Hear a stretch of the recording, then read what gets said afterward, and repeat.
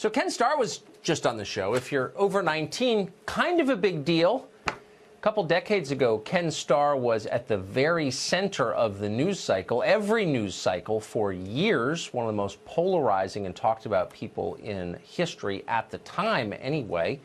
And then he went dark for about 2 decades. And now he's back to remind us of what the Clintons were really like. Mark Steyn was there then. He's here now. And he never forgets anything. Mark Steyn, what do you make of that? What do you make? Here, Ken Starr is back. And we have another special counsel in progress now, 20 years later. Did nobody learn the lesson? No, that's true. And Bob Mueller gets a much better press than Ken Starr did. As you know, he's the most genial fellow. He's got that boyish smile, and he gets on with everybody. People poured a bucket of mud over him day after day after day for years. And when you scraped it off, he's like he was just now, beaming Ken Starr, same as always, taking it.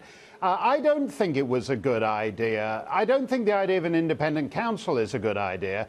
But I think Ken Starr's point is actually more important, that the bargain the Democrats made with Clinton corruption back in the 90s was not actually in the interest of American public service, but actually not in the interest of the Democrat Party either.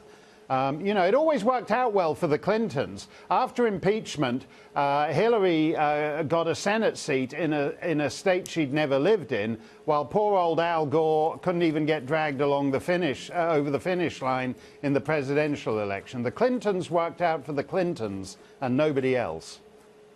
But doesn't it, I mean, we only have a minute left, and this is a deep question, but it did work out. They skated on everything. They beat a bunch of legal charges, and they got incredibly rich. Why aren't they happy? They're clearly so unhappy. Why? Because I think it's never enough. The whole point of them is just to get rich and get richer and keep winning.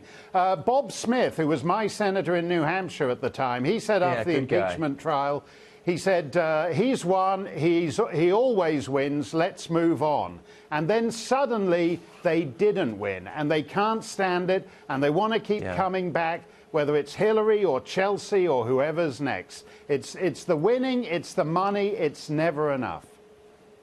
No, it never is. And you think maybe you get to a certain age, you get rich enough, you'd be happy, but it's eluded them. It's kind of poignant. Mark, great to see you, as always.